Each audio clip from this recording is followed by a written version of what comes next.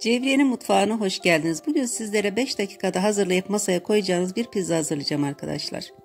Bunun için bir tane bazlamaya ihtiyacımız var. Üzerine de kendi istediğinize göre, arzunuza göre, elinizde olan herhangi bir malzemeyle yapabileceğiniz bir pizza arkadaşlar. Bunun için önce bazlamamızı ikiye bölelim. Ortadan tam büyük bir ekmek bıçağıyla şöyle yavaş yavaş ortadan ayıralım. 2 parçaya bölelim. 2 tane pizza yapacağız bununla. Öncelikle pizzamızın tabanına süreceğimiz sosumuzu hazırlayalım. 5 kaşık ketçap koydum. Ketçabımızın içerisine 1 tatlı kaşığına yakın kekik dökelim.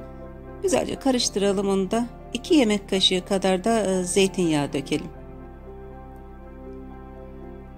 Daha sonra bunu da güzel karıştırdıktan sonra bazlamamızın üzerine sürebiliriz.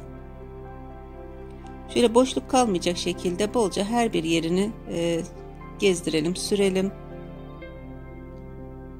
Çok isterseniz arkadaşlar üzerine salçayla da karıştırıp sürebilirsiniz. Ama ketçapın tadı daha güzel geliyor bana göre, daha hoş olduğu için ketçap kullandım ben. Çok az, fazla olmayacak. Üzerine biraz da kaşar gezdirelim. Çünkü üzerine dökeceğiz kaşarı piştikten sonra. Kaşarı serdikten sonra üzerine istediğiniz, kendi zevkinize göre nasıl arzu ediyorsanız, elinizde ne varsa kullanabilirsiniz. Ben sucuk, sosis, biber, domates, zeytin koydum.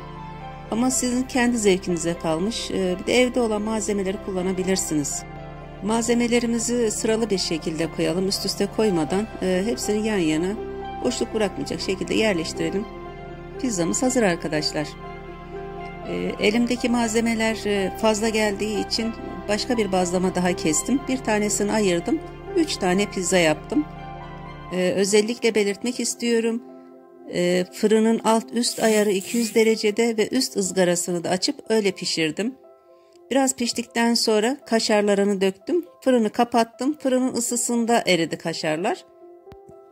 Çok kısa bir süre içerisinde pizzalarımız hazır arkadaşlar. Bu kadar basit, bu kadar pratik, 5-10 dakikada hazırlayıp sofraya koyacağınız bir pizza arkadaşlar.